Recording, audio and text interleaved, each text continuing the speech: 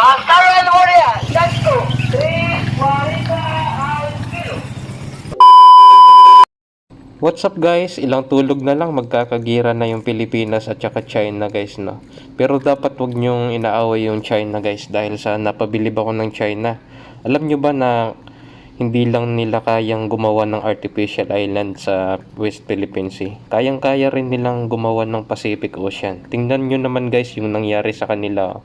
Tingnan nyo, napakagaling nilang gumawa, di ba? Master and Warrior, let's go! 340 ang kilo. Master and Warrior, let's go! 340 ang kilo. Okay, tanyo, napakagaling nilang gumawa ng Pacific Ocean guys, no? Kaya wag niyong inaaway yung China guys dahil nandun pa yung parcel ko.